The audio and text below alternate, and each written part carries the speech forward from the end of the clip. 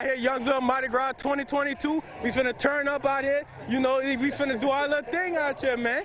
People gathered around for Youngsville Mardi Gras parade as early as 8 in the morning. I'm so happy that we get to be all back together. Honestly, Louisiana culture, you can't get anything better than it. It's so much fun and everyone's always super hyped, so I'm so happy that we get to have it back. Youngsville Police Chief Ricky Boudreaux says the parade had around 150,000 people. There were more than 120 floats. So it's been going for a couple of years because of COVID. So, you know, we just got to be out here, everybody out here. Y'all know you see everybody enjoying, having fun. So we just having a good time out here. It's a Louisiana Mardi Gras. It just lets us know that we can overcome diversity and we can overcome issues in the community and still get together and put on our state's holiday, even though we're in the midst of so many different things. Many shared some of their favorite Mardi Gras traditions. My favorite Mardi Gras tradition is probably riding on the floats and getting all the bees.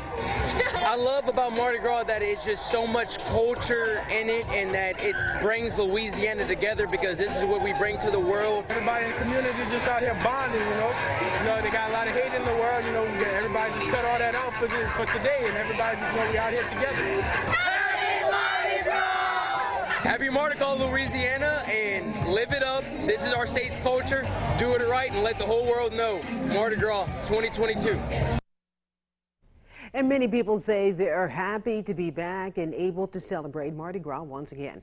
Then the Crew of Bonaparte Parade marked its 50th anniversary. The parade was held in downtown Lafayette last night with a record 30 floats and 900 riders. The Crew of Bonaparte was created in 1972 to help promote the tradition of Mardi Gras in Acadiana and also to encourage Lafayette's young people to take part in it. We love it. We love Mardi Gras. We never, ever miss Mardi Gras. I'm from New Orleans, so we never, since I was a little girl, and I've been dragging her since she's 2 years old to Mardi Gras. We just love it.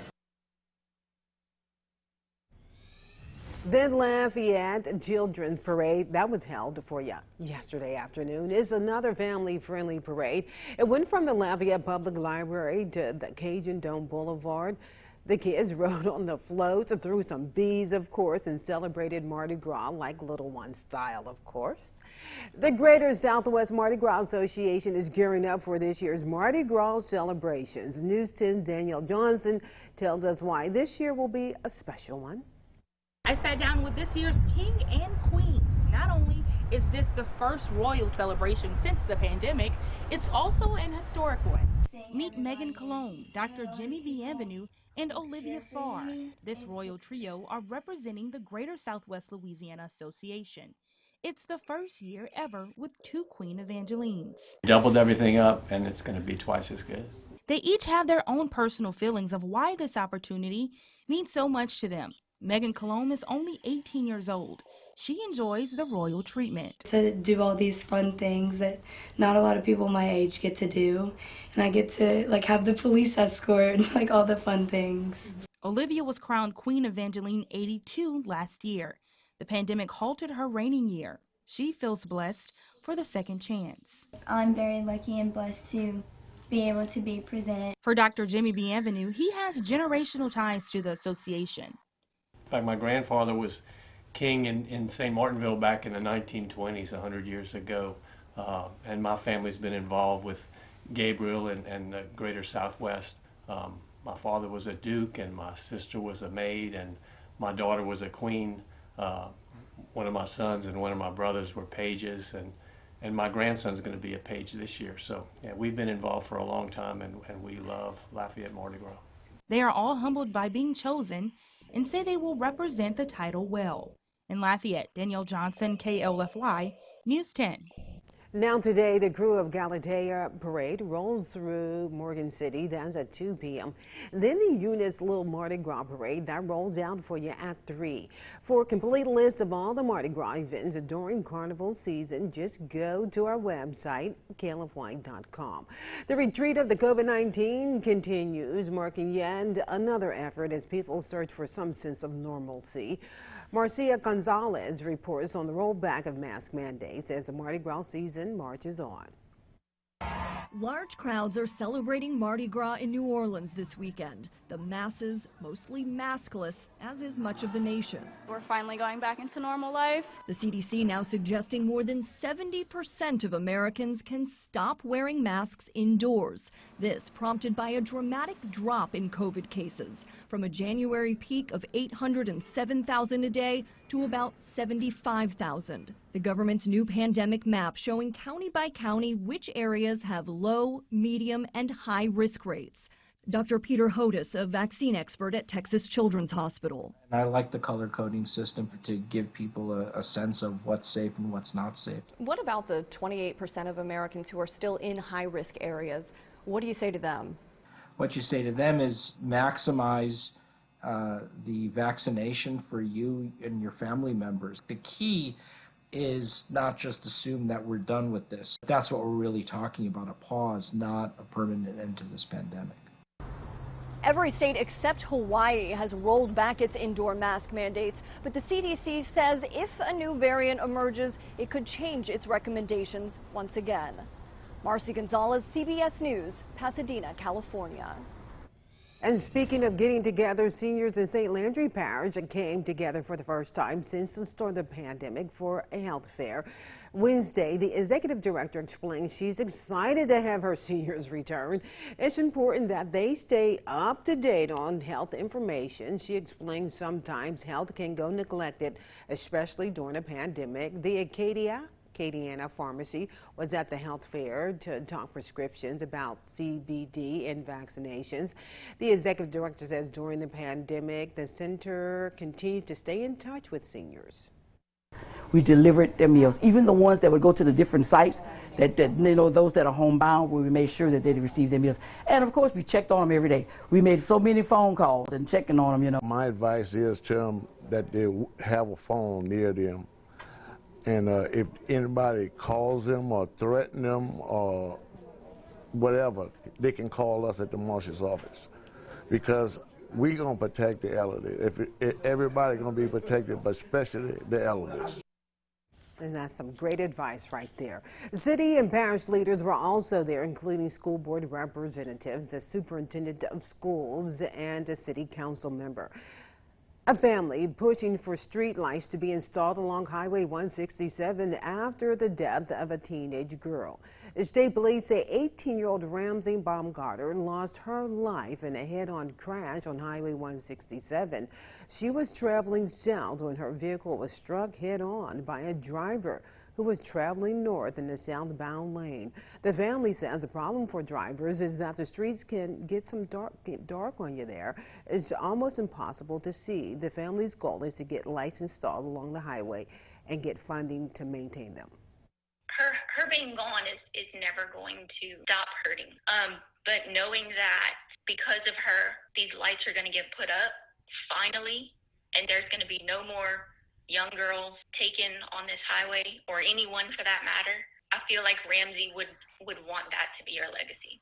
If she has to go, something good should come out of it. All right, and then Deidre Druett with the Department of Transportation and Development says they're conducting a speed and study assessment, which should be completed by April. Meanwhile, a Lafayette couple say they're concerned about a major roadway that could be extended right through their home. News 10's Neil Zarang talked with the family and officials to find out what a map they received actually means for them. Our worst nightmare happened.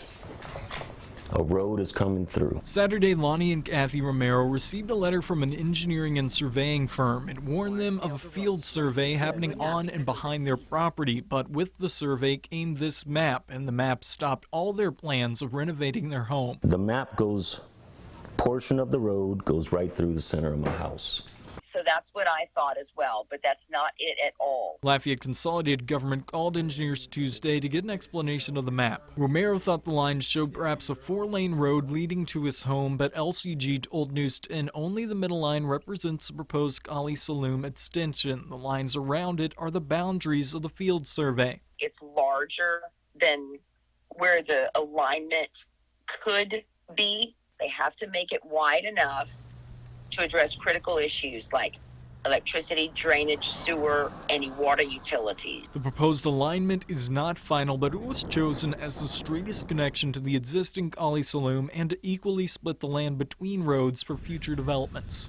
No homes would be affected nor their land because it would run along public right-of-way the entire length. Now, are they going to be happy with a road right behind their house? I don't know, but that's a whole other issue. Again, that layout is for informational purposes only. The final location has not been finalized. LCG did give Neil the number of the engineer, which he says he passed along to the Romeros to voice their concerns. Checking in with Trevor Sonye over in the Weather Center, and now is the time to grab that cup of coffee. It's a little chilly out there and it's wet as well. Yeah, one of those wet, humid mornings out there. Temperatures in the 40s. Yeah. We're in the process of a frontal passage as that front will finally make a push across Acadiana today. Let's take a look at these temperatures. 43 in Lafayette, 43 in New Iberia, sitting at 39 degrees in Opelousas, and feels like temperatures are in the mid-30s for this morning when you factor in those northerly winds.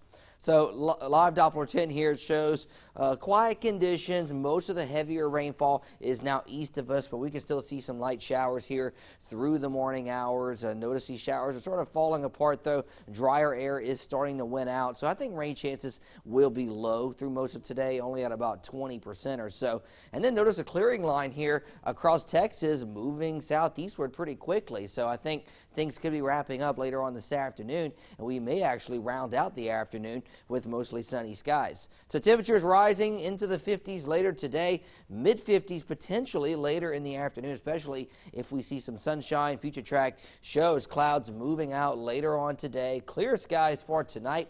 That will allow temperatures to fall somewhere into the mid-30s by tomorrow morning, and then tomorrow afternoon temperatures rising once again into the low to mid-60s, and a warming trend is expected through much of the week ahead. We really have fantastic weather coming up. So 40s for this morning. Notice getting into the mid-50s potentially, especially out west where they may see a little more sunshine. And then for tonight, cold temperatures in the mid-30s, but rising nicely into the low to mid-60s tomorrow afternoon. Now, northerly winds in the forecast today at around 8 to 16 miles per hour behind the front, and northeasterly winds stick with us through tonight and through tomorrow at around 5 to 10. So here's the upper level pattern. We finally have northwesterly flow driving through the area. That drives the front down to the south. And now we have northwesterly flow through much of this week ahead through Tuesday, Wednesday here, continuing through Thursday and Friday. Maybe some signs of a trough and southwesterly flow trying to move back in later in the week, let's say Friday, maybe Saturday. But until then, quiet weather and nice weather continues. The Henderson Parade today at 12:30, 51 your temperature, cloudy, maybe a shower possible, but rain chances will be quite low. And then we have Mardi Gras in Eunice today, 3 o'clock, 53, mostly cloudy and cool. So not looking too bad for today. 55 your high, cloudy skies, northeasterly winds at 8 to 16 miles per hour, and a rain chance of around 20% overall from here on out. 7-day forecast shows mid-60s for tomorrow, upper 60s Tuesday, and then we're talking 70s Wednesday, Thursday, and Friday. Warm temperatures through the weekend, and maybe a sign that rain chances could come back in by Saturday. But until then, beautiful weather through much of the week. Beautiful weather. I mean, we truly cannot complain because we've had some cold Mardi Gras. Yeah. Windy. Yes, and this one doesn't look too bad. Yeah, not too bad. Thank you, Trevor.